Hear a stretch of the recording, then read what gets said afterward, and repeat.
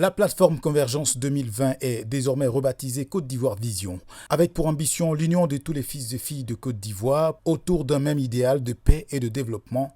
L'ambassadeur Ali Touré était face à la presse le samedi 1er février 2020 à Paris afin de présenter les nouvelles orientations de cette plateforme qui brille déjà en Europe par son dynamisme.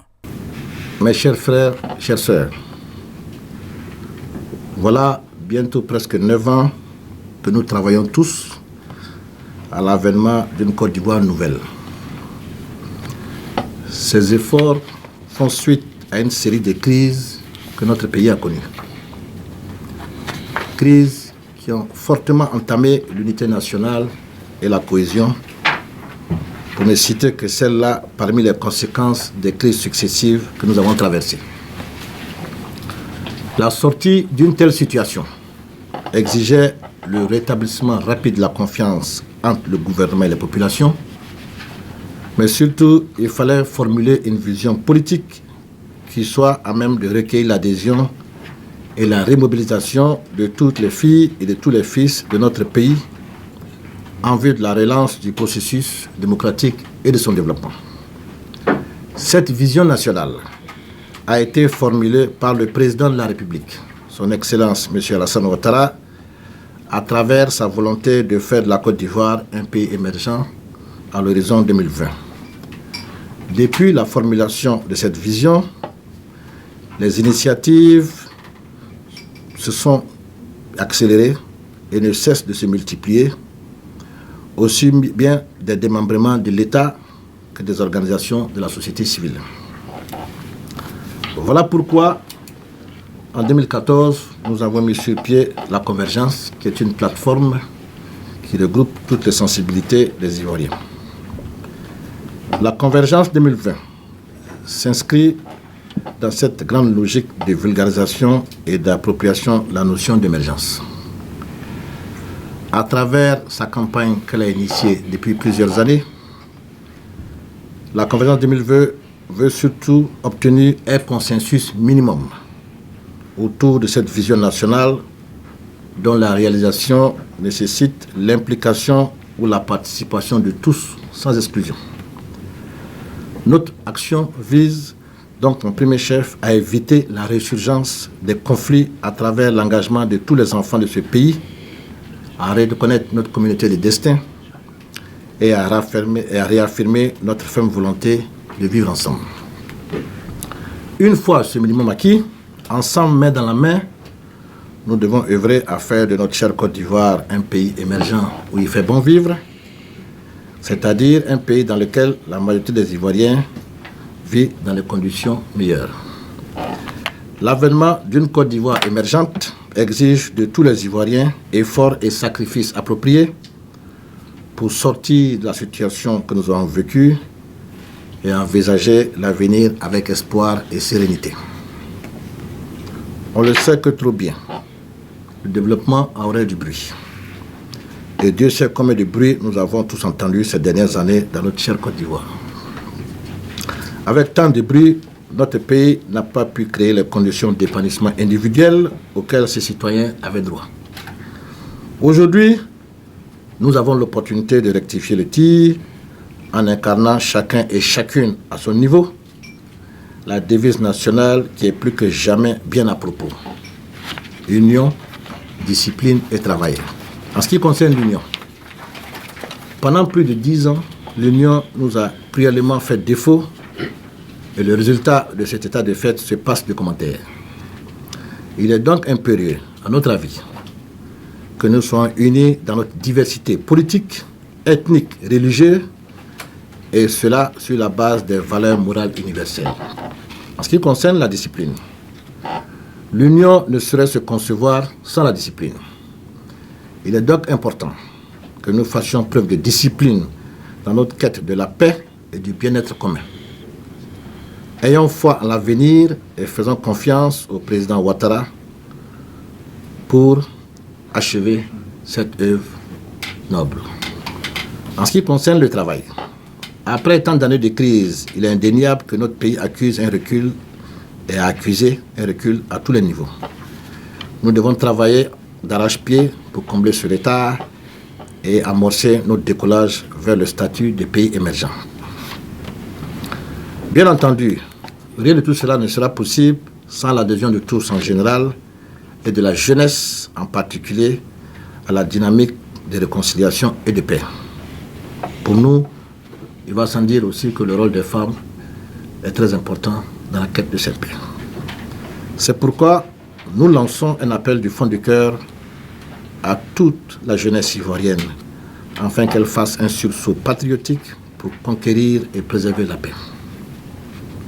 Je peux vous assurer que le gouvernement mettra tout en œuvre pour éviter le retour de la violence dans notre pays. Tournez donc le dos à la violence et à toute facilité. Tournez-vous résolument et patiemment vers le travail. Notre salut à tous réside à notre capacité à œuvrer à la résolution des nombreux problèmes qui nous assaillent au quotidien. Le gouvernement se soucie plutôt de trouver à chacune et à chacun de vous du travail. Et cela ne pourrait pas se faire sans la paix et la concorde. L'avenir de ce pays est notre avenir. La Côte d'Ivoire de demain sera à notre image. En tant que ses futurs dirigeants, nous devons être outillés de manière à préserver ses acquis, à défendre ses intérêts et à faire prospérer ses idéaux et ses valeurs. Comme vous le constatez, la tâche ne sera pas aisée et les défis que nous devons relever sont immenses. Voilà pourquoi l'unité nationale s'avère plus que prépondérante. Aujourd'hui, nous pouvons dire que les signes sont bons et l'objectif est à notre portée, surtout lorsqu'on se rappelle les conditions qui étaient les nôtres il y a 9 ans de cela. La sécurité s'est améliorée de façon significative dans notre pays. Les infrastructures surgissent ça et là. Les logements sociaux sont une réalité. La Côte d'Ivoire est à nouveau fréquentable. La croissance économique est au rendez-vous. Pourtant, très peu de personnes auraient parié sur une telle performance économique ivoirienne au sortir de la crise post-électorale, tant il y avait des défis à relever. Aujourd'hui, les experts et consultants internationaux, les partenaires de développement, les institutions internationales sont unanimes à reconnaître que la Côte d'Ivoire, notre pays, est sur la bonne voie. En vue de participer pleinement au débat en Côte d'Ivoire, je vous informe que dorénavant, notre plateforme ne sera plus Convergence 2020. Elle s'appellera désormais Côte d'Ivoire Vision. Il nous appartient à tous de consolider et améliorer ces acquis à travers le consensus minimum que nous appelons convergence. Je voudrais finir ces propos pour faire un peu un mini bilan de la convergence. En 2014, un certain nombre d'Ivoiriens, dont moi-même, d'horizons différentes, de confessions religieuses différentes, d'appartenances politiques différentes, nous nous sommes réunis pour voir qu'est-ce que nous pourrions faire ensemble pour aider les Ivoiriens à vivre ensemble de nouveau. Et je dois indiquer ici, et tous ceux qui sont dans cette salle peuvent le témoigner, les uns et les autres étaient braqués, les positions étaient rigides, et la convergence a reçu l'exploit, après la crise post-électorale, d'être la première structure de la diaspora, même en Côte d'Ivoire, d'avoir pu réunir des Ivoiriens de tendances différentes sans qu'il n'y ait de palabres. Ça s'est passé en juillet 2014 à l'hôtel Pullman à Montparnasse. Nous avons permis aux Ivoiriens de bords différents de nous rejoindre dans nos manifestations et vice-versa. Nous avons facilité même l'entrée et le retour de certains Ivoiriens qui avaient peur des conséquences de la crise électorale, de se rendre à Abidjan tranquillement et de vaquer à leurs occupations et à leurs manifestations politiques. Aujourd'hui, nous estimons que nous avons fait ce que nous pouvons pour la réconciliation et qu'il faut passer à autre chose. Et autre chose, c'est comment, ensemble, bien qu'étant différents, nous pourrions nous mettre ensemble pour penser au développement de la Côte d'Ivoire, pour penser à l'avenir de la Côte d'Ivoire. Lorsque le président de la République dit qu'il faut créer les conditions pour que le flambeau puisse être passé à une nouvelle génération, c'est de nous qu'il s'agit. Alors, la question que nous posons au niveau de la convergence, serions-nous prêts pour relever ces défis? Le président Faure-Boigny, paix à son âme, à son temps, avait fait confiance à la jeunesse en nommant la plupart des ministres qui avaient la trentaine, 30-35 ans, et vous les connaissez. Et ils ont fait leurs preuves. Alors, nous avons décidé, nous, de nous engager dans le débat politique en Côte d'Ivoire. Bien entendu, nous continuerons nos missions de sensibilisation à la paix. Nous continuerons de demander aux gens de désarmer leurs bouches, de désarmer leurs plumes, et qu'il faut faire mentir le monde entier. En 2010, nous avons eu des problèmes en Côte d'Ivoire. En 2015, les élections se sont très bien passées. En 2020, il faut qu'elles se passent bien. Il n'y a pas de raison qu'elles ne se passent pas bien. Voilà, mesdames et messieurs, en grosso modo, M. Augustin Didier, ce que je voulais dire comme propos liminaire. Je suis à votre disposition pour toutes les questions que vous voulez bien poser. Vous remarquerez que après la conférence historique de 2015 ici à Movenpick, les gens nous ont vus très silencieux. Et je vous explique pourquoi. Nous avions dit au départ que la plateforme avait été établie pour permettre aux Ivoiriens de se parler, d'échanger sur la Côte d'Ivoire.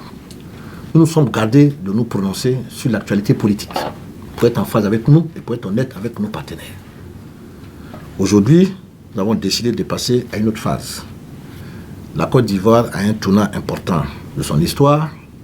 Il est important que chaque Ivoirien et chaque Ivoirienne œuvre à l'apaisement et à ce que les élections se passent dans les conditions les meilleures en 2020. Donc aujourd'hui, vous pourrez poser toutes les questions que vous voudrez. Dans le passé, ce n'était pas possible. Aujourd'hui, c'est possible. Je vous demande seulement de me les poser dans la courtoisie et dans le respect à un conférencier. Et je vous garantis que je vous répondrai dans le respect et dans la courtoisie. Je vous remercie. Face à certaines questions des journalistes, l'ambassadeur Ali Touré s'est voulu clair et intransigeant. Au niveau de la convergence, nous nous sommes assignés comme objectif de décrisper l'atmosphère et de permettre aux Ivoiriens de se parler, de parler de la Côte d'Ivoire sans animosité. Je suis l'un des rares ici en Europe qui parle avec tout le monde, même avec ceux qui ont des propos vexants et blessants. J'estime que, nonobstant le langage des uns et des autres, nous sommes obligés et nous sommes amenés à nous parler et à vivre ensemble puisque nous avons connu les destins. Dorénavant, comme Ivoiriens, nous voulons maintenant participer au débat politique en Côte d'Ivoire. Voilà la différence. Nous nous donnons maintenant la permission, le droit de participer à toute initiative d'intérêt national et populaire. Si nous estimons que en Côte d'Ivoire, on doit intervenir pour apaiser, nous interviendrons pour apaiser. Nous ne sommes pas dans la logique des affrontements. Donc vous nous verrez toujours du côté de ceux qui ont un langage modéré et ceux qui veulent apaiser. Donc voilà comment l'orientation change. La deuxième question, c'était de Tidiane Oula. Je voudrais rassurer M. Tidiane Oula que, comme je l'avais dit en 2014, Côte d'Ivoire Vision n'est ni un mouvement politique, ni un parti politique. Ayant dit cela, normalement, je ne dois plus répondre aux questions politiques, puisque je ne pourrais répondre à ces questions que si j'étais un parti ou un mouvement politique. Mais je ne suis ni un mouvement politique, ni un parti politique. Côte d'Ivoire Vision, c'est une plateforme aussi d'Ivoiriens et d'amis de la Côte d'Ivoire qui entend participer au débat national en Côte d'Ivoire pour le bonheur des Ivoiriens. Alors, je ne sais plus si je dois continuer à répondre à vos questions, puisque ça, ce sont des questions que vous aurez dû poser aux partis politiques. Moi, je n'en suis pas un. Maintenant, je peux vous donner mon avis sur ces sujets ou je peux ne pas vous les donner.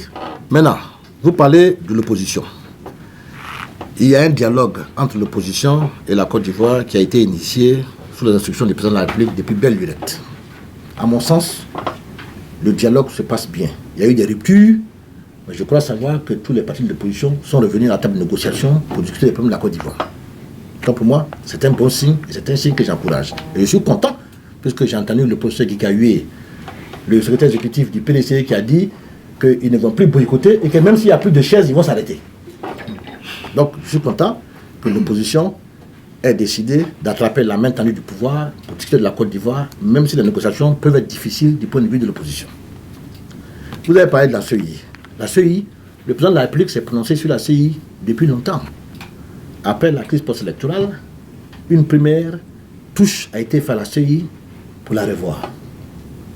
Ensuite, la Cour africaine des droits de l'homme et du peuple a fait des recommandations concernant le nombre de la société civile à l'intérieur de la CEI. De 3, on est passé à 6. La Cour a été saisie, elle a dit que la formulation de la nouvelle CEI correspond à ses orientations. Le président a pris note de cette information. La CEI était installée, mais il faut dire qu'il y a l'opposition dans la CEI. Parce que quand vous parlez, ne dites pas toute l'opposition. Il y a l'opposition dans la CEI et vous le savez. Il y a un membre de l'opposition qui est vice-président de la CEI. Donc ne dites pas toute l'opposition. Dites qu'il y a une partie de l'opposition. Donc voilà ce qui concerne la CEI. Et le débat sur la CEI est clos. Alors, je continue de dire... Quel membre de l'opposition, oui. Lesquels membres de l'opposition? Le président Pascal Afin Guessan, son représentant est dans l'opposition, il est vice-président. Peut-être vous ne savez pas, mais je vous informe. Mais vous ne savez pas. Le FPI est divisé en deux. Non, ça c'est l'affaire du FPI. Le PDC n'y contribue pas aussi. Non, j'arrive. Moi je ne suis ni FPI ni FPI. Ça, il y a des représentants du FPI, du PDC ici à Paris, il faut leur demander. Moi je note que le représentant du président Afin Guessan, qui est le FPI, est dans la commission électorale. Donc je dis, je souhaiterais que vous puissiez me dire, il y a une partie de l'opposition qui n'est pas d'accord. Et je constate aujourd'hui que la CEI dont vous parlez, qui donne lieu au code électoral qui doit être révisé pour être conforme à la nouvelle CEI, tous les partis y sont, y compris le PDCI. Il faut savoir ce qu'on veut. Comme nous, on ne va pas entrer dans ces contradictions-là. Nous disons seulement aux Ivoiriens, aux acteurs politiques, asseyez-vous. Mais je vais profiter pour dire ce que moi je pense, franchement. En Côte d'Ivoire, il n'y a pas de problème de réconciliation. Notre problème, c'est notre classe politique. Et je vais le dire sans état d'âme. Le problème de la Côte d'Ivoire, c'est notre classe politique. Ce n'est pas les Ivoiriens. Ce n'est pas les Ivoiriens. Moi, je vais règlement à Abidjan, mais les Ivoiriens n'ont pas de problème de la réconciliation. S'il n'y avait pas de réconciliation, vous et moi ne serions pas assis en train de faire une conférence de presse. Voilà. Donc, voilà ce qui concerne la CEI. La liste électorale, c'est la même chose. Il y a un calendrier qui a été proposé par la CEI, que le gouvernement a validé, et qui est en train d'être mis en route. Laissons ce processus se dérouler avec le recensement qui va venir, et on verra si la liste électorale est consensuelle ou si elle n'est pas consensuelle. Je ne suis pas l'envoyé spécial du président de la République. Je suis basé à Londres et je suis le représentant de la Côte d'Ivoire pour les matières premières. Vous avez parlé du président Gbagbo Laurent et de M. Charles Blé Goudé. Je n'ai pas l'habitude de faire le mélange des gens et j'aime la séparation des pouvoirs. Quand on me pose la question sur le président Gbagbo et Charles Blé Goudé, voilà la réponse que je donne. Ces deux Ivoiriens sont face à la justice internationale. Laissez la justice faire son travail et aller jusqu'au bout du processus. Quand on arrivera au bout du processus, chacun pourra aviser. Mais je ne suis pas fondé à aller voir le président de la République pour lui demander d'intervenir sur ces deux cas. Ce n'est pas dans mon domaine d'activité ou de compétence. Je peux souhaiter, comme tous les Ivoiriens, qu'on se retrouve tous pour parler de la Côte d'Ivoire, mais des limites que je ne peux pas dépasser. Donc, la Côte d'Ivoire Vision ne pourra pas demander au président de la République d'intercéder, c'est-à-dire de s'immiscer dans le domaine judiciaire, puisqu'il y a la séparation des pouvoirs, pour demander à la CPI de faire venir ces deux Ivoiriens en Côte d'Ivoire. Si nous estimons, à un moment donné, qu'il faut intervenir pour apaiser les uns et les autres, ça nous le ferons. Donc vraiment, il faut que les uns et les autres puissent connaître les compétences et les limites de Côte d'Ivoire Vision. Voilà. Parce que, je vais vous dire, M. Eden, et c'est ça la difficulté en Côte d'Ivoire, autant il y a des Ivoiriens comme toi, mais comme d'autres, qui pensent que le retour du président Gbagbo et de Charles Blé Goudé peut accélérer la réconciliation, autant il y en a qui pensent le contraire. Et ça, ceux qui parlent de ce que vous avez dit n'ont jamais pensé qu'il y a des gens qui peuvent penser le contraire. qui pensent qu'au contraire, quand ils vont venir là, il n'y aura plus de réconciliation du tout. Donc c'est un sujet très sensible et très sérieux. C'est pour ça que j'évite, moi, de me prononcer sur ces problèmes juridiques. En ce qui concerne le programme d'action prioritaire du gouvernement, qui fait partie du programme social qui a été mis en œuvre pour permettre aux Ivoiriens de vivre dans de meilleures conditions, il y a 5 thèmes qui ont été dégagés. Il y a le renforcement des institutions pour la paix et la bonne gouvernance, c'est le premier thème, premier axe. Ensuite, le deuxième axe, il y a la transformation structurelle de l'économie. Le troisième axe, il y a l'amélioration des conditions de vie des Ivoiriens. Le quatrième axe, la promotion de la femme et de la jeunesse. Et le cinquième axe, c'est l'émergence d'un Ivoirien nouveau. Si vous me demandez mon avis, moi je pense que la future bataille doit être sur l'émergence d'un Ivoirien nouveau. Parce que vous remarquerez avec moi que quand vous regardez la scène socio-politique en Côte d'Ivoire, les débats que nous devons mener ne sont pas les débats que nous menons actuellement. Il y a tellement de choses à faire dans le pays et j'attends de trouver des Ivoiriens qui sont prêts à échanger avec moi sur les performances du gouvernement.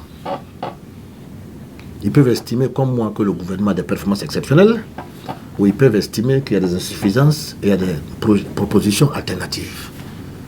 Donc, il faut que l'Ivoirien nouveau soit celui-là même qui non seulement soit tourné vers le développement et qui se consacre à l'essentiel avec des projets de société et des programmes de gouvernement. Donc, parmi les 5 axes prioritaires que je donne, je pense que le prochain président doit se consacrer à l'émergence d'un Ivoirien nouveau qui s'éloigne de la belligérance, qui s'éloigne des conflits, qui s'éloigne des insultes et des injures, qui sait trouver le consensus quand il le faut, qui pense à l'intérêt national au lieu de penser à l'intérêt personnel. Donc, si moi, j'ai à choisir entre ces 5-là, c'est ce que je vais choisir. Maintenant, en ce qui concerne, moi, ma petite personne, vous m'avez amené trop loin, vous allez me créer des problèmes. Je ne suis candidat à aucun poste. La question m'avait été posée en 2014. Je reviens pour dire que je suis un soldat à la disposition du gouvernement de Côte d'Ivoire et que mon objectif principal, c'est de travailler et que ceux qui m'ont nommé ne regrettent pas de m'avoir nommé et que tout ce que je fais puisse bénéficier au peuple de Côte d'Ivoire d'abord. Voilà pour la question de M. Diaby. Et désormais, Côte d'Ivoire Vision est désormais plus que jamais engagée sur la voie de la conscientisation de la jeunesse ivoirienne qui, selon elle, doit épouser les idéaux d'un Ivoirien nouveau prôné par l'actuel président de la République de Côte d'Ivoire, son Excellence M. Alassane Ouattara. Puisque nous avons dit que nous souhaiterions sortir du marasme communicationnel pour entrer dans les vrais débats, je vous informe que Côte d'Ivoire Vision va organiser bientôt un colloque international dont le thème sera Alassane Ouattara, un homme, une vision. Ça permettra à tous ceux qui ne sont pas en phase avec nous de venir engager un débat contradictoire. Mais je voudrais dire aux journalistes, puisque vous êtes des vecteurs de communication, que le président Ouattara a formé des cadres assez compétents et assez outillés pour tenir la dragée haute à tous ceux, à toutes celles qui voudront faire des débats sérieux sur la Côte d'Ivoire.